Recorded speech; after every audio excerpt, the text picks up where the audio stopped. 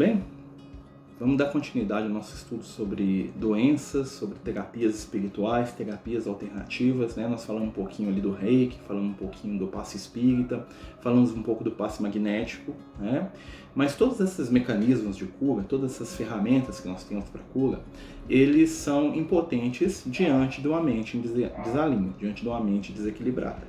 Por isso que todo o processo para a gente poder entender a cura, né? Nós vamos pegar lá Jesus e nós vamos observar como era o processo de cura do Cristo, tá? A ferramenta que você utiliza para você se curar, seja ela uma ferramenta espiritual, seja ela uma ferramenta física, né?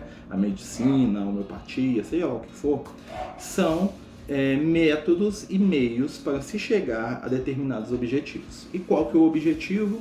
Né? O estabelecimento, né, do equilíbrio orgânico. O equilíbrio orgânico, para a gente poder entender de maneira mais profunda, está diretamente ligado com as nossas realizações espirituais.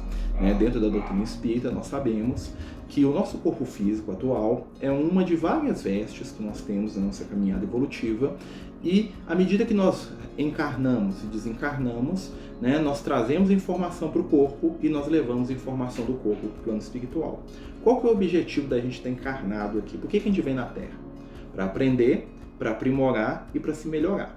Tá? Esse é o objetivo básico da encarnação. Então ninguém reencarna para sofrer, ninguém reencarna para poder pagar. Isso aí é outras questões que a gente associou ao processo reencarnatório, que apesar de existirem, não funcionam muitas das vezes da forma como a gente imagina.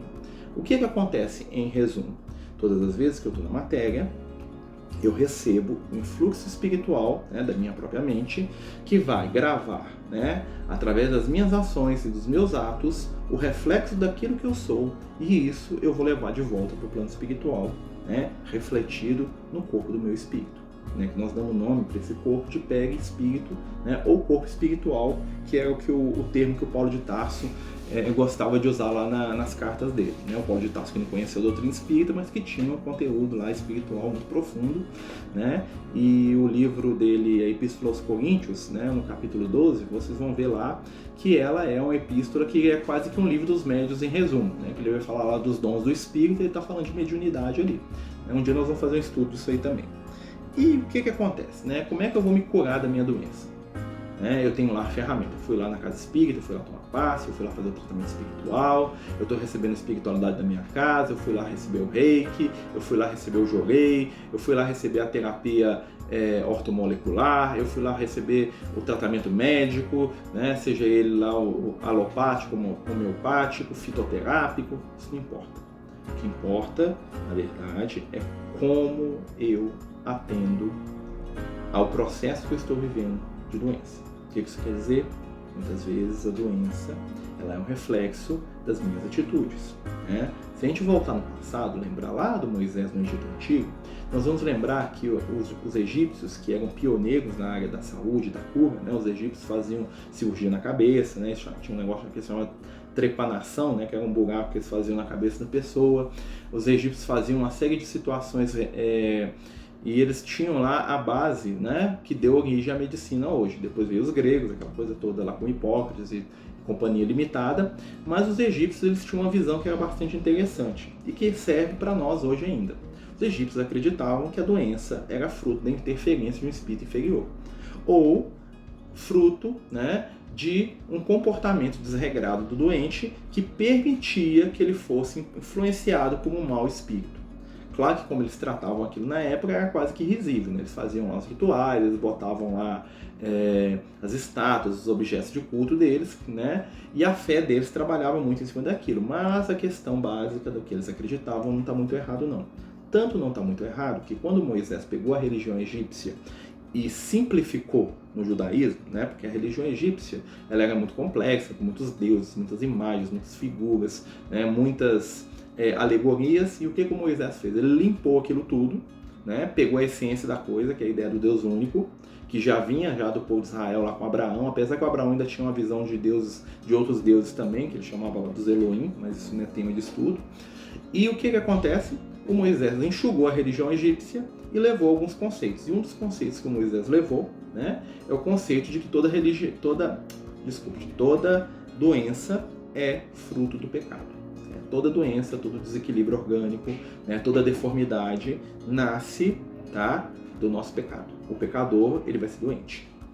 É um conceito que, de certa maneira, está certo? Sim, né? A doença é fruto dos nossos desequilíbrios. Mas é um conceito que foi mal explorado, né, pelo povo de Israel, porque o povo de Israel começou a entender aquilo no superlativo. Então, todo mundo que tinha alguma deformidade, doença física, era considerado um pecador.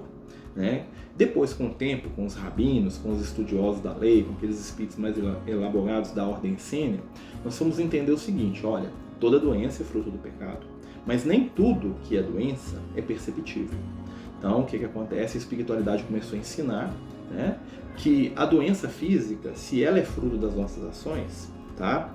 As doenças morais são frutos muito mais profundos. Ou seja, muitas vezes eu não tenho uma deformidade física, mas o meu psiquismo, meu intelectivo, ele é totalmente deformado, ele é totalmente desequilibrado, né? E ele tem como o quê? Ele tem como necessário para ele poder se equilibrar todo um processo de cura espiritual, que é a reencarnação. Quando eu reencarno, eu trago para o plano físico as minhas debilidades, sejam elas morais, né, que são as mais difíceis de resolver, são as doenças mais complexas, né, sejam eles psicológicos, sejam eles físicos.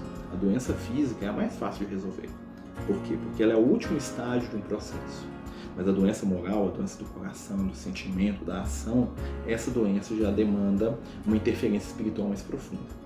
Muitas vezes, quando nós chegamos numa casa espírita ou em algum ambiente de cura, né, o que acontece? Nós recebemos ali uma primeira terapia energética com o intuito de reequilibrar os meus sensos de força. Lembrando sempre que toda terapia espiritual, ela não prescinde da terapia física, certo? Jesus era um hábil curador. E o processo de cura de Jesus passava principalmente pela transformação da mente das pessoas.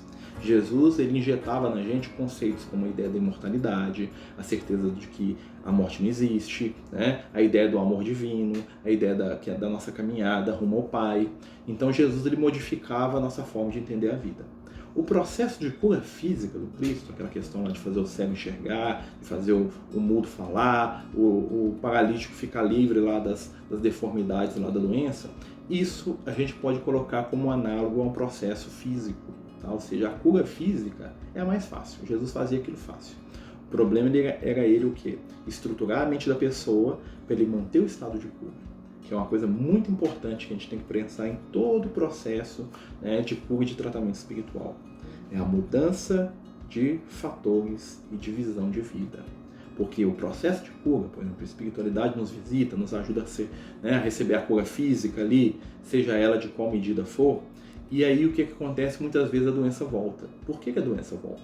Porque não houve transformação ou mudança, né, do nosso aparato íntimo com o intuito a manter aquela cura, manter aquele processo de renovação, de transformação da matéria. Ou seja, a matéria é o último ponto da cura. E normalmente é o que mais nos preocupa. Normalmente quando nós vamos atrás de uma cura, é porque é o nosso corpo que está reclamando. Mas nós também devemos começar a trabalhar para movimentar a cura do espírito, através da mudança das nossas ideias, da nossa forma de ver a vida, né? Através da nossa transformação moral. Né? Os espíritos falavam isso muito com Kardec. Né? O grande salto evolutivo da humanidade hoje, tá? Não assustando com os meus meninos que estão fazendo barulho aqui, estão brincando aqui fora. O grande salto evolutivo da humanidade hoje, qual que é? É a mudança moral. Hoje nós temos que aprender a modificar os nossos valores morais, né, em consonância com os valores de Jesus. E aí todo o processo de cura, ele vai ter um resultado positivo na nossa vida, certo? Então no próximo vídeo nós vamos falar um pouquinho sobre o nosso tratamento espiritual, né? Nós vamos falar mais ainda sobre essa questão da cura do pensamento, mas a gente vai explicar e vai falar um pouco mais do tratamento espiritual que nós estamos propondo fazer junto aos amigos espirituais e o Lucas, tá certo? Queria pedir a todos que estão vendo esse vídeo aí que possam nos ajudar compartilhando, né? Falando dele para as pessoas, marcando os amigos, e queria dizer que se alguém tiver algum assunto que for pertinente sobre espiritualidade, mediunidade, coloca lá nos comentários para a gente poder fazer vídeos, né, falando sobre isso, né, se vocês acharem que for útil. Que Jesus nos abençoe, nos ilumine, muita paz, muito amor, muita luz. Muito obrigado.